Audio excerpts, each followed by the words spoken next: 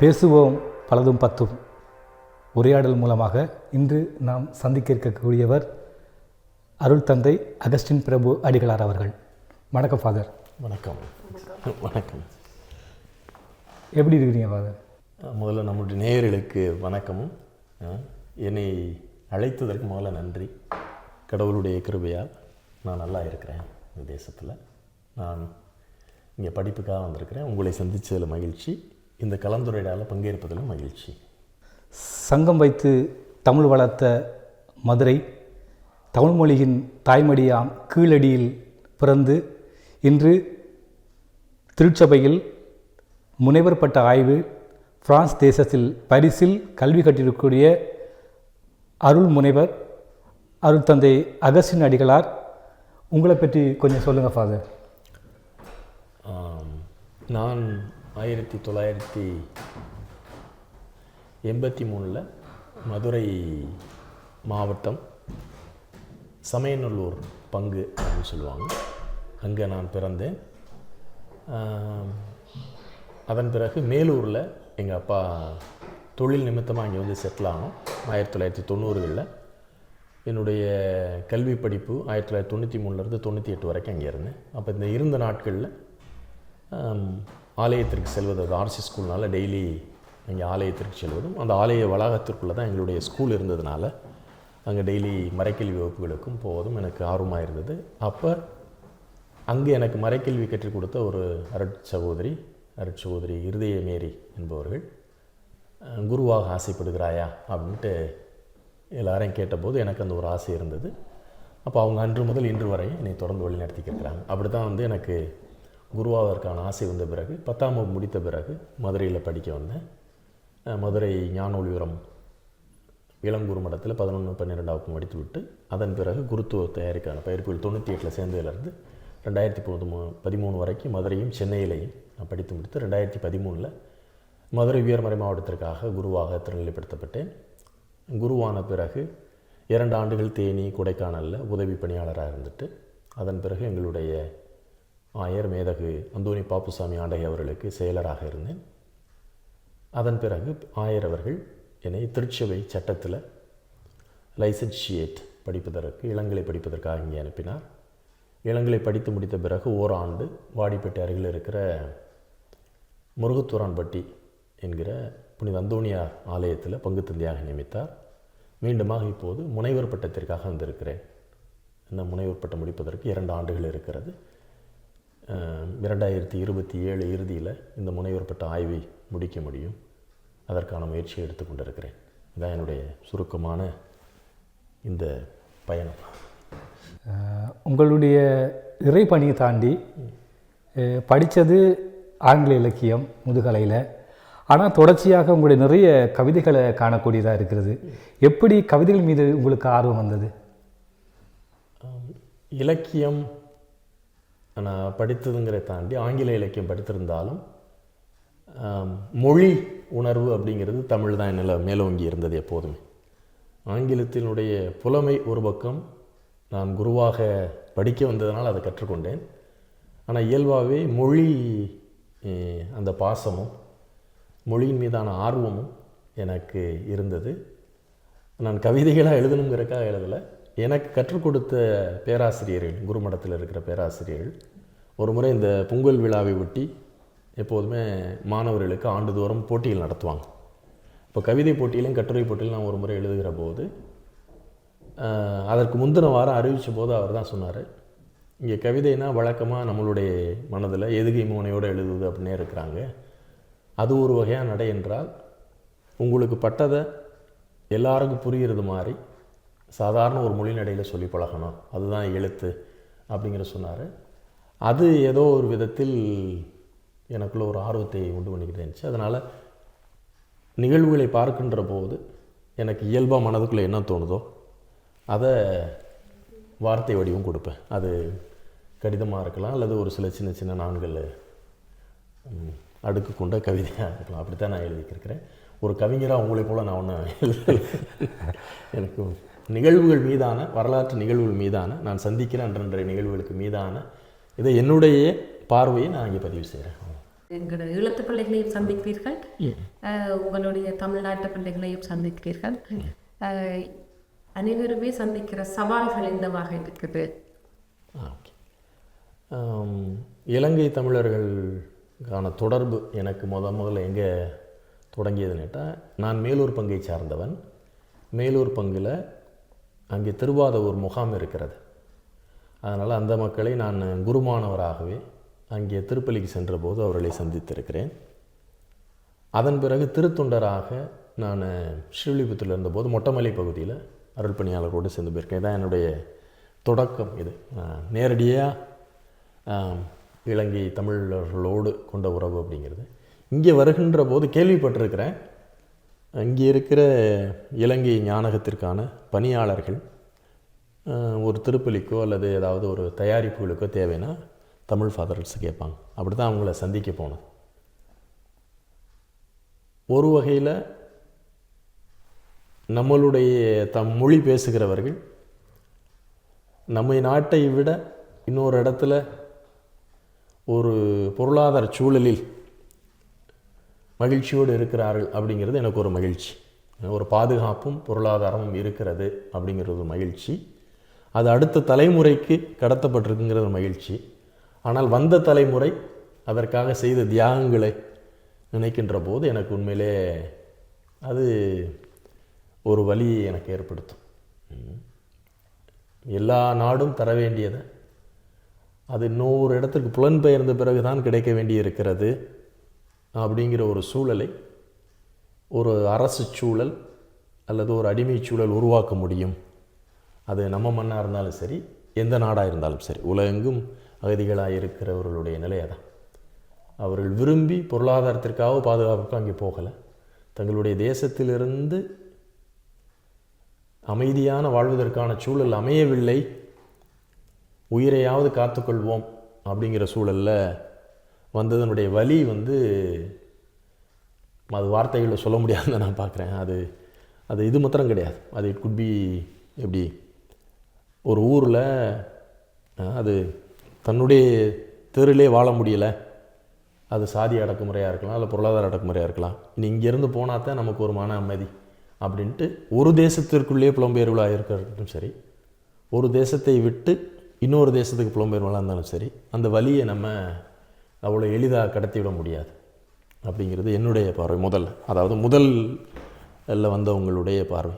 அடுத்த தலைமுறைக்கு ஒரு எதிர்காலம் இருக்குங்கின்ற மகிழ்கின்ற வேளையில் வந்த தலைமுறையினுடைய ஆயுட்காலம் இதை நான் தியாகம்னு எடுத்துக்கிறதா, இல்லை அரசியல் காலச்சூழலினுடைய கைதிகள்னு எடுத்துக்கொள்வதா அப்படின்ட்டு நம்ம அதில் வார்த்தைகளை சொல்ல முடியல. நீங்கள் சந்திக்கிற இளைய தலைமுறை, இப்போ நீங்கள் சொல்கிற அந்த புலம்பெயர் மக்கள் அந்த முதல் தலைமுறை இந்த வழிகளை புரிந்து கொண்டு நடக்கிறார்களா? அவர்கள் அந்த வழியை புரிந்து தாங்களும் அதற்கான தீர்வுகளையோ அல்லது அந்த பிரச்சனைகளில் இருந்து வந்த நாங்கள் அப்படின்னு சொல்லி அதை பற்றி சிந்திக்கிற மாதிரி, அதை உலகத்துக்கு சொல்கிற மாதிரியாக அவர்கள் செயற்படுகிறார்களான்னு நீங்கள் கவனிச்சிருக்கிறீங்களா? நான் பாண்டிச்சேரியிலிருந்து அல்லது சென்னையிலிருந்து வந்த தமிழ் குடும்பங்களுடைய அடுத்த தலைமுறை பார்க்கிறேன். இலங்கையின் தமிழர்களுடைய அடுத்த இளைஞர்களையும் இந்த கருத்தரங்கு நடக்கும் போது சந்திக்கிற வாய்ப்பு பார்க்கிறேன். ஒரு குழந்தை எங்கு பிறந்து வளர்கிறதோ அந்த குழந்தை இயல்பாகவே அந்த மண்ணினுடைய இயல்புகளை பெறுகிறது. ஏன்னேட்டால் தன்னை சுற்றி இருப்பவர்களுடைய ஆதிக்கம் அது கலாச்சாரத்திலும் அதனுடைய மன அமைப்பிலும் ஃபார்மேஷன் ஆஃப் மைண்டுன்னு சொல்லுவாங்க. அது தன்னை சுற்றி இருப்பவர்களுடைய தாக்கத்தை தான் உள்வாங்கும். இதை மீறி எதிர்கூறலாக இன்னொரு கருத்தை வைப்பது அப்படிங்கிறது முதல் தலைமுறை தியாகம் செய்தவர்களை பொறுத்திருக்கிறது. இந்த ரெண்டுக்குமான புதிரையும் போராட்டத்தையும் அந்த குழந்தை தெளிவாக அடைவதற்கு 18 வயதாகிறது. அதற்கு முன்னாடி எந்த இதுவும் நம்ம செய்ய முடியாது. 18 வயது வருகின்ற போது சரி தவறு அப்படிங்கிற தாண்டி அடுத்து என்னுடைய தலைமுறைக்கு நான் என்ன பார்க்க வேண்டும் அப்படிங்கிற மனநிலையில் அடுத்த தலைமுறை செல்கிறது. இதை சுயநலம்னு டக்குன்னு சொல்லிட முடியாது. இல்லை பெற்றோர்கள் அல்லது நமக்கு முன்னாடி வந்தவங்களுடைய தியாகங்களை கொச்சைப்படுத்துகிறாங்கன்னு சொல்லிட முடியாது. இதை எப்படி கொண்டு போவது அப்படிங்கிறது வந்தவங்களுடைய வழியாக இருக்கின்ற போது இதை உள்வாங்க வேண்டியவனுடைய தேவை என்ன அப்படிங்கிற கேள்வியும் அவங்களுடைய மௌனம் சொல்வதாக நான் பார்க்குறேன். இனிமேல் நம்ம அதை பற்றி பேசணுமா, நாடு திரும்புதல் பற்றி பேசணுமா, இல்லை இப்படி ஒரு லைஃப்லேயே நம்ம கொண்டு போயிடலாமே அப்படிங்கிற மனநிலை இருக்கிறது. ஏன்னா இப்போ நான் இந்தியாவிலேருந்து வந்தவங்களே பார்க்குறேன். நிறையா ஒரு பொருளாதார மேம்பாட்டிற்காகத்தான் இந்தியாவிலேருந்து வந்தவங்க வந்தாங்க. ஆனால் அங்கே இருக்கிற பொருளாதாரத்தை விட பாதுகாப்போடு இங்கே இருக்கின்ற போது எங்கே இருந்தால் என்ன அப்படிங்கிற ஒரு மனநிலையில் இருப்பதை பார்க்கிறேன். இது எல்லாரிடமும் பரவி இருக்குன்னு சொல்ல முடியாது. நான் பார்த்ததில் இப்படியும் இருக்கிறது அப்படிங்கிறத நான் பதிவு செய்கிறேன். புலம்பெயர்ந்து இருக்கக்கூடிய இந்த சூழலில் 3 தலைமுறைகளை தாண்டியும் எதிர்கால தலைமுறை பிள்ளைகள் தமிழ் மொழி குறித்த ஆர்வம் எப்படி இருக்குது, இல்லைன்னா இதை எப்படி நாங்கள் எதிர்காலங்களில் வளர்த்தெடுக்க முடியும் என்று நீங்கள் நினைக்கிறீங்க?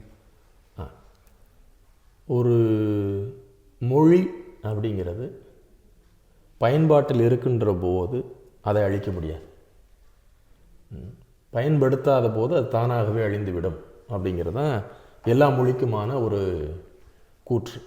ஆங்கிலத்தில் சொல்லுவாங்க, Hyder you use it or loose it. பயன்படுத்து, இல்லைன்னா அது தானாகவே பாழ்படும் அப்படிங்கிறது. இந்த மொழியை முதல்ல அரசு மொழிகளாக வைத்திருந்த காலங்கள் இருக்குது. ஒரு அரசாட்சி அதை நீட்டிக்கணும் நேட்டால் அது மொழியின் வழியாகத்தான் அது கோலோச்சி செய்தது. அதைத்தான் நம்ம ரோமையினுடைய படையெடுப்பில் பார்க்குறோம். அப்போ ரோமை கீழே இருக்கிறேன்னு சொல்லிச்சுன்னா நீ என்ன மொழி வேணாலும் பேசிக்க, ஆனால் என்னுடைய ஆட்சியின் கீழே இருப்பதற்கு நீ லாட்டின் தெரிஞ்சிருக்கணும் அப்படிங்கிறத தெளிவுபடுத்துகிறது. அதன் பிறகு தேசங்களாக பிரிகின்ற போது ஒவ்வொரு நிலப்பரப்பும் முதல் மொழியின் அடிப்படையில் தான் பிரிகிறாங்க. இப்போ அதே போல் இப்போ இருமொழி கொள்கை, அதாவது பிரான்ஸு, ஐரோப்பாவில் மற்ற நாடுகளில் புலம்பெயர்ந்து இருக்கிற இந்தியர்களாக இருக்கட்டும், குறிப்பாக நம்ம இலங்கை மக்களாக இருக்கட்டும், தங்களுடைய சொந்த மொழிக்கான தேவையை எப்படி நம்ம நிலைநிறுத்துவது அப்படின்னு சொன்னால், முதல்ல மகிழ்ச்சி என்னென்னா குடும்பங்களில் அது தொடர்கிறது. அடுத்த தலைமுறைக்கு அதை கடத்த வேண்டும் என்கின்ற ஆர்வத்தை முதல் தலைமுறை வந்தவங்க கொண்டு போகிறீங்க. அது தொடர்ச்சியாக நீடிக்கும். அதில் எந்த விதமான சமரசமும் வைத்துக்கொள்ளக்கூடாது. எத்தனை தலைமுறை இருக்கிறாங்களோ, இப்போ நம்ம 40 வயதாகிறது, நான் எத்தனை ஆண்டுகள் இருக்கிறேனோ அத்தனை ஆண்டுகளுக்கு இதை நான் கொண்டு போவேன் அப்படின்னு இருக்கிற ஒவ்வொருத்தரும் அதனுடைய முயற்சியில் எடுக்கணும். இப்பயே அதற்கான தொய்வுகள் இருக்கிறதுன்னு சொன்னால் அது டிஸ்கரேஜ் ஆயிராமல் எப்படி சரி செய்யலாம் அப்படிங்கிற முயற்சியில் எடுக்கணும். ஏன்னா இந்த மொழி ஏதோ பார்த்து காப்பாற்றி வந்த மொழி கிடையாது மற்ற மொழிகள் போல். அது இயல்பாகவே மனிதகுல வரலாற்றில் 3000 ஆண்டுகளுக்கு மேலே இருந்திருக்குது. அப்படிங்கிறதுக்காக நம்ம மெத்தனை போக்கூட விட்டுறக்கூடாது. அது நின்றுப்பா, நான் முயற்சி எடுக்கலைனாலும் நின்றுப்பா அப்படிங்கிற மெத்தனை போக்கும் கூடாது. நான் இருக்கிற வரைக்கும் ஒரு வெறியோடும் அதை கற்பிக்கக்கூடாது. என்னுடைய மொழியை பாதுகாக்கிறதுக்கான ஒரு உரிமையும் கடமையும் என்கிட்ட இருக்குது அப்படிங்கிற உணர்வு தான் அதை நீடித்து கொண்டு போகும். இல்லைன்னு கேட்டால் எப்படி இந்தி திணிப்புக்கு ஒரு பெருவாரியான ஒரு எதிர்ப்பு வந்ததோ, நம்மளுடைய மொழி திணிப்பாக பிள்ளைகளும் பார்த்துடக்கூடாது. இதை எப்படி கொண்டு போகிறது அப்படின்னு சொல்லிச்சுன்னா, நீங்கள் ஏற்கனவே நடத்துகிற வகுப்புகள், அதற்கான அந்த கலை விழாக்களை அப்படியே கொண்டு போகிறதுங்கிறது ஓகே, அது இன்னும் உயிரோட்டமாய் இந்த மக்கள் மத்தியில் இருக்கிறது அப்படிங்கிற பார்க்குறேன். ஒரு சில உங்களுடைய விழாக்களை பார்க்கின்ற போது, உங்களுடைய பிள்ளைகள் பேசுகின்ற போதெல்லாம் அது இன்னும் ஒரு மிகப்பெரிய உற்சாகத்தை தருகிறது. இந்தி திணிப்பு அப்படின்னு சொல்லும்போது தான் எனக்கு தமிழ்நாட்டு அரசியலை பற்றி உங்கள்கிட்ட கேட்கலாம் நினைக்கிறேன். நம்மளோட கவிதையில் கூட நீங்கள் ஒரு அரசியல் சார்ந்த கவிதையை அழகாக பலஸ்தீன் கவிதை ஒன்று எனக்கு மொழிபெயர்த்து அனுப்பியிருந்தேன். நீங்கள் இப்போ தமிழ்நாட்டின் அரசியல் நிலைமைகள் பற்றி உங்களோட கருத்து என்னவா இருக்குது? அங்கே தமிழர்களுக்குரிய அரசியல் இருக்குதா எதிர்காலத்தில், அல்லது இப்போ கூட உங்களோட பார்வை என்னவா இருக்குது? விடுதலைக்கு பிறகு தமிழகத்தினுடைய அரசியல் அப்படிங்கிறது திராவிட கட்சிகளுடைய அரசியல் அப்படிங்கிறது நம்ம எல்லாரும் தெரிந்தது. கட்சி அரசியல், சித்தாந்த அரசியல் அப்படின்னு நான் ரெண்டு எப்போதும் பார்ப்பேன். சித்தாந்த அரசியல் அப்படிங்கிறது ஒரு நிலப்பரப்பில் இயல்பாகவே மனிதர்கள் சிந்திப்பது எதை மையமாக வைத்திருக்கிறாங்க அப்படின்னு பார்க்கின்ற போது தமிழ் தேசியம் அப்படிங்கிறது காலத்தினால் திராவிடத்திற்கு முந்தியது. அரசியல் அடிப்படையில் திராவிடம் தமிழ் தேசியத்தில் பிந்தியது. திராவிட நாடு அப்படிங்கிற கோரிக்கை எந்த காலகட்டத்தில் உருவாகிறதுன்னு பார்க்கின்ற போது அடிமை இந்தியாவிற்குள் எனக்கு ஒரு விடுதலை வேண்டும் அப்படிங்கிற குரல்கள் மெட்ராஸ் பிரசிடென்சியில் தொடங்குது. அப்போ மெட்ராஸ் பிரசிடென்சின்னு இருக்கின்ற போது அது காலத்தினுடைய ஒரு அது எப்படி சொல்லுவாங்க, இன்னெவிட்டபிள் நெசசிட்டி, தவிர்க்க முடியாத ஒரு தேவையாய் மாறி இருக்கிறது. மெட்ராஸ் பிரசிடென்சியில் எல்லா மொழி பேசியவர்களும் இருக்கிறார்கள். எல்லா மொழியும் பேசியவர்களும் இருக்கிறதுனால இவர்களை எல்லாம் ஒருங்கிணைக்க வேண்டிய தேவைக்கு அந்த சொல்லை பயன்படுத்தி இருக்கிறார்கள் அப்படிங்கிறதும் ஒரு வாதம். நம்ம இன்னும் அது இலக்கியங்கள் இருக்குது, இலக்கணங்கள் இருக்குதுன்னு சொல்லி சொன்னாலும் இந்த இதை பயன்படுத்தி இருக்கிறாங்க. மொழி வாரியாக மாநிலங்கள் பிரிக்கப்பட்ட பிறகு தமிழர் அப்படிங்கிற முறையில் நம்மளுடைய அடையாளத்தை எடுத்து வைக்கிறோம். இன்றைக்கி திராவிட கட்சிகளுக்கு எதிராக தமிழ் தேசிய கட்சி சிந்தனை இருந்துச்சு. இன்றைக்கி தமிழ் தேசிய கட்சி வருவதனுடைய நோக்கம் என்ன அப்படின்னு கேட்டால், திராவிட கட்சிகள் தமிழ் தேசியத்தினுடைய கொள்கைகள் எல்லாம் வைத்திருந்தாலும் அதனுடைய செயல்பாடு எதுவும் தமிழ் மக்களுக்கானதாக இல்லை, அல்லது முழுமையாக இல்லை, விரும்புகிறது மாதிரி இல்லை அப்படிங்கிற ஒரு ஆதங்கம் இயல்பாகவே எழுகிறது. அந்த இயல்பாக எழுகிற ஆதங்களை ஒருங்கிணைக்கிறதுக்கான தேவை இருக்கிறது. அரசியல் நிலைப்பாடு அப்படிங்கிறது காலமும் தேவையும் தான் எப்போதுமே முடியும். திராவிடத்திற்கான முடிவுக்கான நேரம் தொடங்குகிறதுங்கிற தமிழ் தேசிய கட்சிகள் அறிவிக்கிறது. இதை திராவிடத்தை ஒழிக்கிறதுன்னு பார்க்க தேவையில்லை. திராவிடம் அது அதனுடைய கொள்கையிலிருந்து நீர்த்து போகிறது, இனிமே எனக்கு இது தேவையில்லை அப்படிங்கும்போது அதை விட்டு அடுத்து என்னன்னு போகிறோம். நாளைக்கு இந்த தமிழ் தேசிய கட்சிகள் நாம் விரும்புகிற அதே சாதி மதமற்ற ஒரு சமுதாயத்தை உருவாக்குகிறது, பெண்ணடிமையற்ற ஒரு சமுதாயத்தை உருவாக்கணும் அப்படிங்கிற நோக்கத்திற்காகத்தான் அது போகிறோம். அதிலும் நாளைக்கு தேவை ஏற்பட்டால் அது அந்த காலத்தினுடைய மக்கள் அதை எப்படி சுத்திகரிப்பதுங்கிறது அடுத்த தேவை உருவாகும். இங்கே தமிழகத்தில் நான் என்ன பார்க்குறேன்னு சொல்லி சொன்னால், நான் ஒரு திராவிட கட்சியை ஆதரிச்சிட்டேன் அப்படிங்கிறதுக்காக வாழ்நாள் முழுக்க நான் ஆதரிக்கணும் அப்படிங்கிற ஒரு போலி பிரமையை வைத்திருக்கிறார்கள். ஒரு கட்சிக்கான ஆதரவு அப்படிங்கிற ஒரு திருமண உறவில் இருக்கிற ஒரு ஃபெடலிட்டி இல்லைன்னு நான் பார்ப்பேன். எப்படி இருந்தாலும் நான் விட்டு கொடுக்கக்கூடாது அப்படிங்கிற கிடையாது. அரசு அப்படிங்கிற பொது நலனுக்காக இயங்குகிறது. அந்த அரசு அதனுடைய செயல்பாடுகளை மக்களுக்கான தேவைகளை செய்யாத போது மாற்று அரசியலை சிந்திக்க வேண்டும். மாற்று அரசியலுங்கிறது இயல்பாகவே ஒரு சித்தாந்தத்தை உருவாக்க வேண்டும். அப்படித்தான் பார்க்குறேன். இது திராவிடத்திற்கான அது தன்னை சுத்திகரிப்பதாக பார்க்கல, தன்னை எதிர்ப்பவரை எல்லாம் ஒடுக்குவதாகத்தான் இருக்கிறது. அப்படியே எங்களோட நாட்டை இலங்கை நாட்டு அரசியல் சொல்லுவாங்க, அதையும் நீங்கள் கூர்மையாக கவனித்திருக்கிறீங்கன்னு நம்புகிறேன். இப்போ இருக்கிற இலங்கை அரசியல் நிலைமையில் தமிழர்களுக்கான நிலைமைகள் எப்படி இருக்குன்னு நீங்கள் பார்க்குறீங்க? அங்கே ஒரு ஒற்றையாட்சியை உருவாக்குறதுக்கு இப்போ இருக்கிற அனுர அரசு தரப்பு முனைகிறதாக உங்களுக்கு தோணுகிறதா? அப்படி ஏதாவது ஏற்படும் என்று நீங்கள் நினைக்கிறீங்களா உங்களோட அரசியல் பார்வையில்? நான் பார்ப்பது எப்படின்னு கேட்டால், தலைவர்களுக்கான நெருக்கடி அப்படிங்கிறது மக்களுடைய சிந்தனையும் சித்தாந்தம் தான் உருவாக்கும்.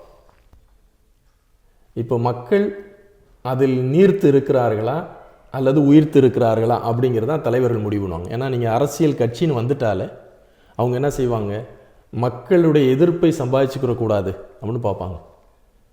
மக்கள் அதை பற்றியே பேசலைன்னு சொல்லி சொன்னால் அவங்களாவும் எடுத்துக்கிற மாட்டாங்க. ஏன்னா அவங்களுக்கு கட்சி பதவி அப்படின்னு தான் போவாங்க. இப்போ நம்ம இந்த கேள்வியை கேட்க வேண்டியது கட்சிகளை நோக்கி அல்ல, மக்களை நோக்கி. தமிழரும் தமிழர் நல்வாழ்வும் அப்படின்னு நான் பேசுகிற போது நான் அங்கே இருக்கிற சிங்களவர்களுக்கு எதிரானவர்கள் கிடையாது. எனக்கான உரிமையை கேட்கின்ற போது அதற்கான அதே உரிமை என்னுடைய நிலத்தில் உனக்கும் தருவேன். ஆனால் என்னை அடிமைப்படுத்தி இனிமேல் நீ கொண்டு போகக்கூடாது அப்படிங்கிற மனநிலையை மக்கள் பெற்றிருக்கிறாங்களான்னு வெகுஜன ஊடகங்கள் நமக்கு காமிப்பதில்லை.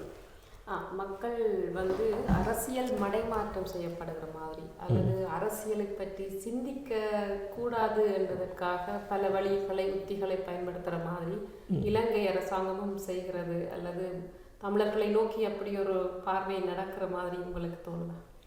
ஆமாம், எந்த ஒரு அரசாங்கமும் தன்னுடைய இயக்கத்தை தன்னுடைய இருப்பை பாதிக்குதுன்னு சொல்லி சொன்னால் அதை கண்ணமிட்டு கொண்டு கற்றுக்கொண்டே இருக்கும், எப்படி அதை ஒழிக்கலாம் அப்படின்ட்டு. அது எல்லா அரசாங்கத்துக்குமான இயல்பு. அது இந்திய அரசாங்கமாக இருக்கட்டும், இலங்கை அரசாங்கமாக இருக்கட்டும், இங்கே இருக்கிறவங்களா இருக்கட்டும், எந்த அரசாங்கத்தினுடைய ஒரு நோக்கமும் அதான். இல்லை, நான் கேட்குறது என்னன்னா, விடுதலை புலிகள் காலத்தில் மேதகு தலைவர் பிரபாகரன் இருந்த காலத்தில் மக்களிடம் ஒரு அரசியல் விழிப்புணர்வை அவர்கள் ஆழமாக செய்திருந்தார்கள், அதாவது தமிழ் மக்களிடம். இன்று அந்த அரசியல் விழிப்புணர்வு குறைந்திருப்பதாக ஒரு பார்வை இருக்கிறது. அதனால்தான் மக்கள் இந்த இப்போ இருக்கிற அரசாங்கத்தை ஆதரிக்கிறதாக அல்லது அவர்களை ஆழமாக நம்புறது போன்ற ஒரு பிரமையை உருவாக்குகிறார்கள். நீங்கள் அதை பற்றி என்ன நினைக்கிறீங்க? கண்டிப்பாக நீங்கள் தலைவர் இல்லாத ஒரு கூட்டம் அப்படிங்கிறது ஒரு கட்டுக்கோட்பான சிந்தனையை வளர்த்தெடுக்காது.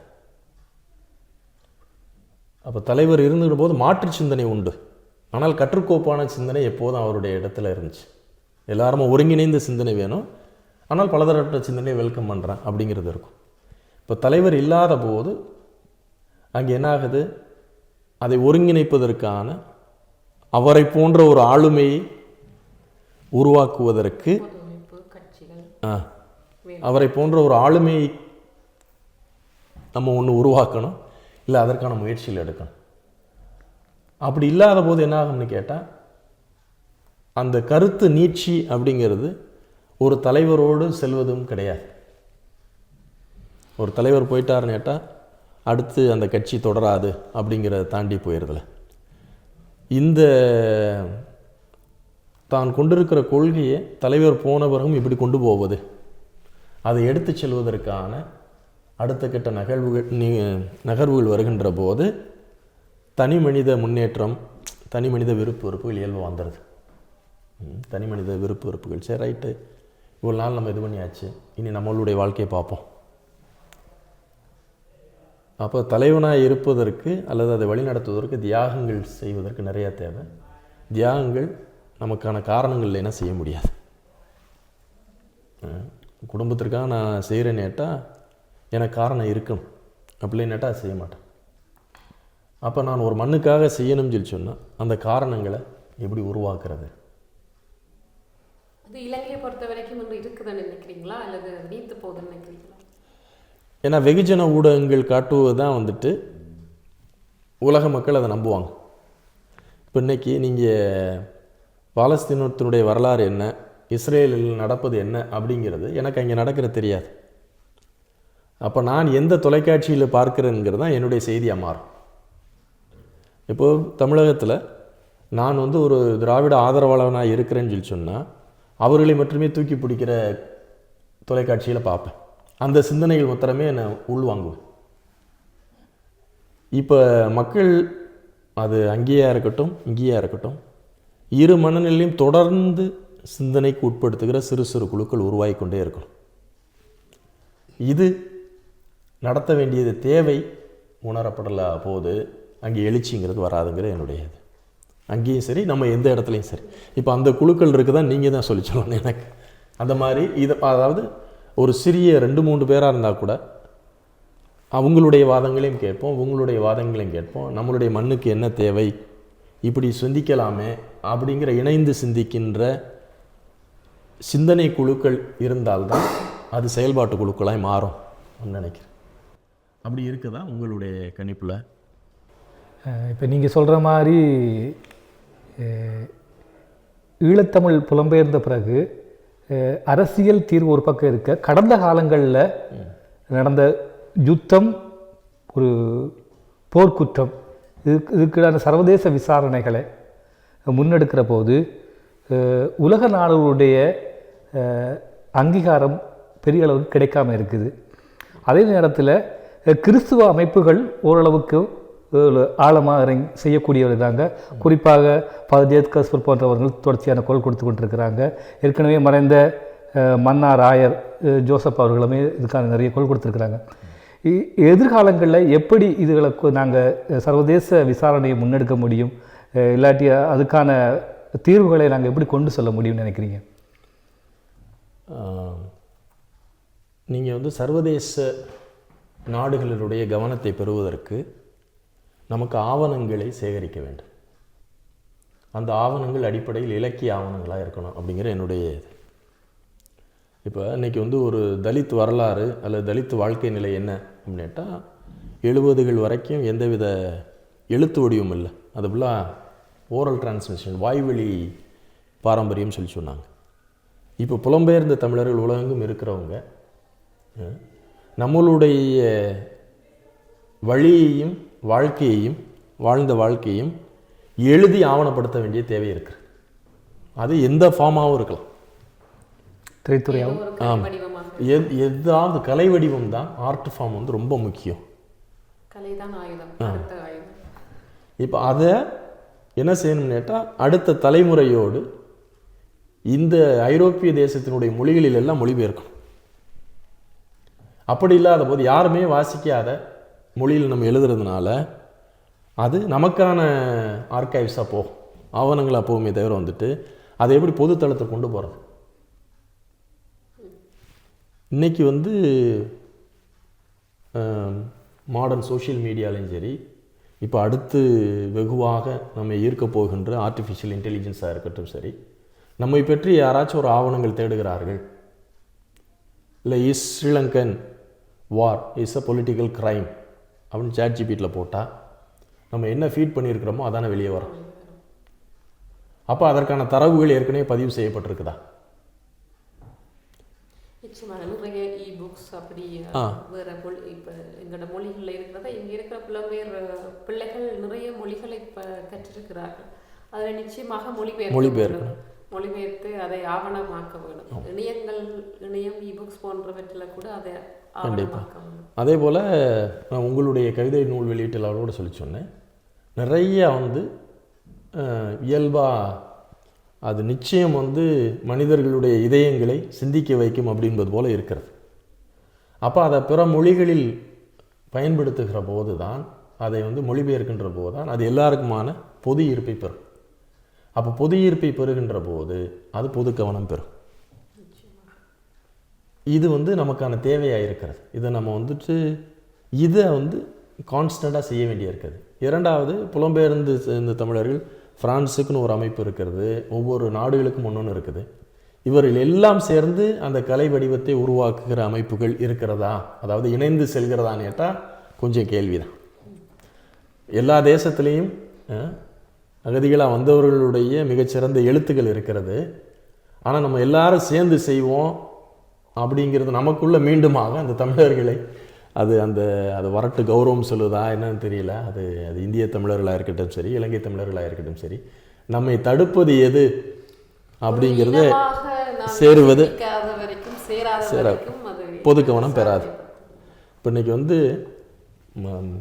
இதுக்கு முன்னாடி கூட பேசிக்கிறோம், 2000 ஆண்டுகளாக இருந்த திருச்சபை தான் செய்தது தவறு அப்படிங்கிறத பல நூற்றாண்டுகள் கழித்து கூட ஒப்புக்கொள்கிறது.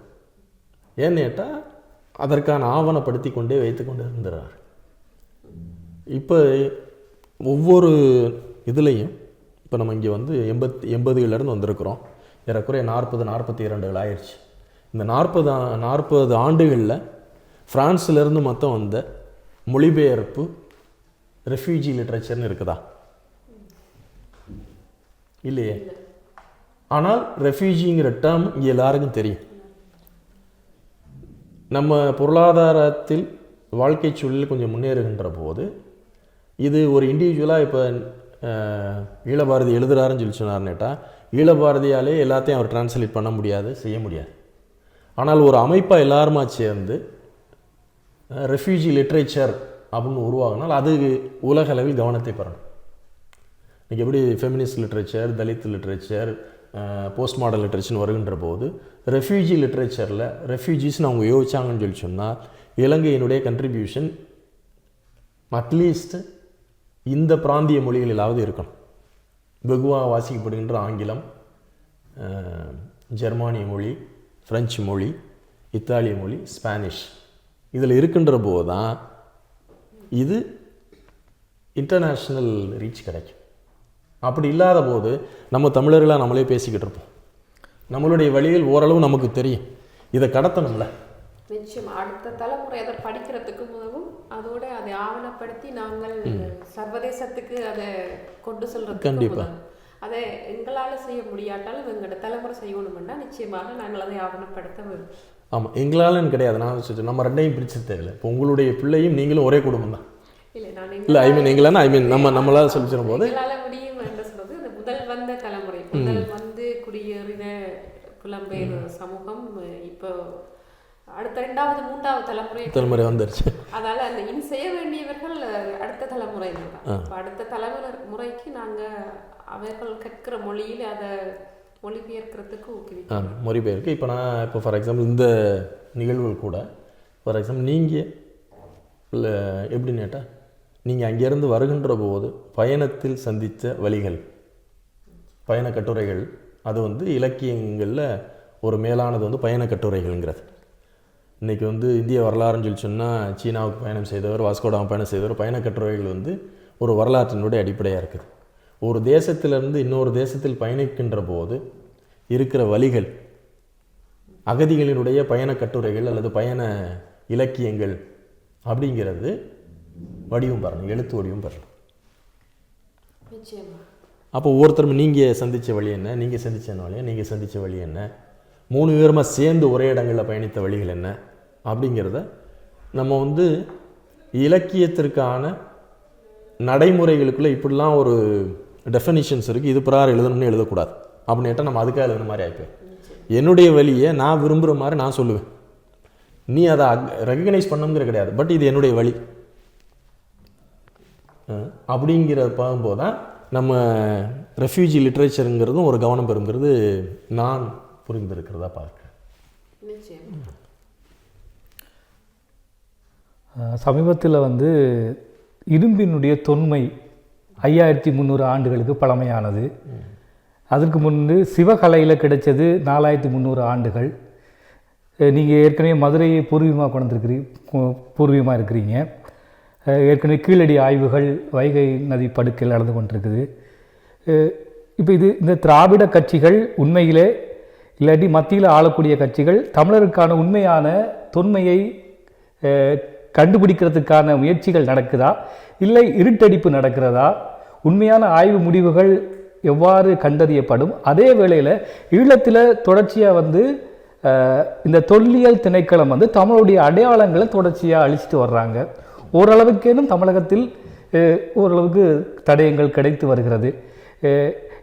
தமிழுடைய வாழ்வியலை அளிக்கிற இந்த நோக்கம் எங்களுடைய எதிர்காலத்தில் நாங்கள் இலங்கையில் வாழ்ந்தோம், ஈழத்தில் வாழ்ந்தோம் என்ற ஒரு செய்தியும் இல்லாமல் போயிடக்கூடிய வாய்ப்பு இருக்கிறது. ஒரு பக்கம் தமிழகத்தினுடைய தொப்புள் கொடியாக கிடைக்கிற இரும்பின் தொன்மை, ஈழத்தில் அழித்து வரும் தொல்லியல் திணைக்களம், இது எப்படி நாங்கள் ரெண்டையும் ஒப்பிட்டு பார்க்க முடியும்? நீங்கள் ஐரோப்பாவில் இருக்கிறனால நான் இமீடியட்டாக சொல்கிறேன், இங்கே தொன்மை பாதுகாக்கப்படுது, பராமரிக்கப்படுகிறது, அது பெருமையாகவும் போற்றப்படுகிறது. ஏன்னு கேட்டால் அதை அரசு முன்மொழிகிறது, அதை மக்கள் உள்வாங்குகிறார்கள்.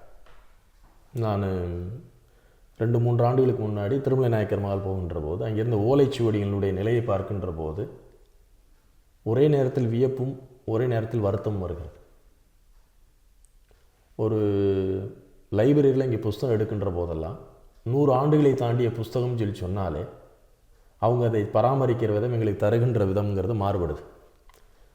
3000 ஆண்டுகளுக்கு முன்னான ஓலைச்சுவடிகள் எந்தவித பராமரிப்பும் இல்லாமல் இருக்கின்ற போது காசு இல்லை அப்படிங்கிறலாம் கிடையாது. இதை மக்கள் கேட்கலை அப்படிங்கிறது ஒன்று இருக்குது. இதை வச்சு நம்ம என்னையா பண்ண போகிறோம் அப்படிங்கிற ஒரு மனநிலையும் வருகிறது. அப்போ தொன்மைக்கான தேவை முதல்ல மக்களில் தேவை. இந்த தொன்மையை உணர்வதற்கு அவனுக்கு முதல்ல அடிப்படை தேவை. எனக்கு அடிப்படையாக சாப்பாடு மருத்துவத்துக்கு நான் யோசிச்சுக்கிட்டு கவலையில் இருக்கின்ற போது நான் தொன்மையை பேசி என்னையா செய்ய போகிறேன் அப்படிங்கிறது ஒரு வெகு மக்களுடைய மனநிலை. அதை நம்ம தவறுன்னு சொல்ல முடியாது. அப்போ அரசியல் சரி செய்யப்பட்டு அதன் பிறகு தொன்மை கொண்டு போகணும். இங்கே நம்ம என்ன செய்யணும்னா தொன்மையை நம்ம காப்பாற்றணும் அப்படிங்கிற வேட்கை இருக்கிறது. ஆனால் அதற்கான வேட்கை சிறு சிறு குழுக்களாக மாத்திரம்தான் இருக்கும் அப்படிங்கிற என்னுடைய பார்வை. இலங்கையில் வந்து இலங்கையில் இப்போது பொருளாதார வீழ்ச்சி மோசமாகவே இருக்கிறது. ஆனால் மோசமாகவே இருக்கிற இந்த பொருளாதார வீழ்ச்சியிலும் அவர்கள் வந்து இலங்கையில் வந்து பௌத்த விகாரைகளும் அந்த அது ஒரு பௌத்த நாடாகவே அதை முழுமையாக்குறதுக்காகவும் அவர்கள் நிறைய நிதியை ஒதுக்குறார்கள். இப்போ அரசியல் நிலைமை என்பது அப்போ எப்படி இருக்கிறது நீங்கள் யோசிக்கிறீங்க?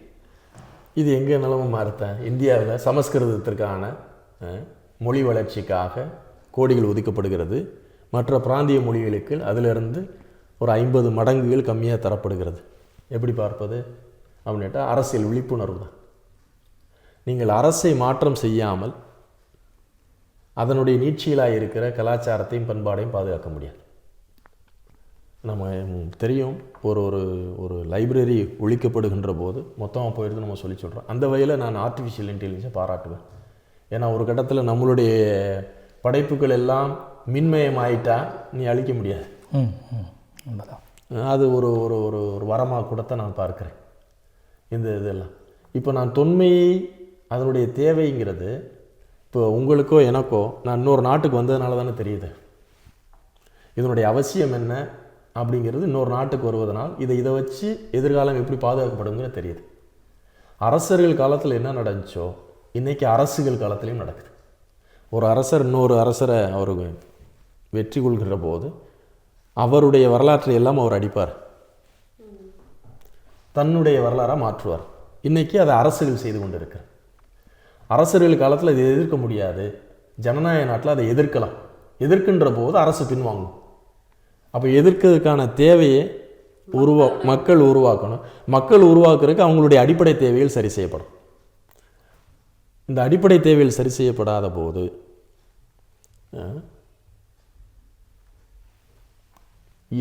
மண்ணின் மீதான ஈர்ப்பு கொண்ட ஒரு சில குழுக்கள் அல்லது தனிநபர்கள் அதற்கான தொடர்ச்சியான போராட்டங்களை செய்து கொண்டே இருப்பார்கள். அட்லீஸ்ட் அவர்களுக்கான ஒரு ஒத்துழைப்பாச்சும் தருவதை நான் அவசியம்னு பார்க்குறேன்.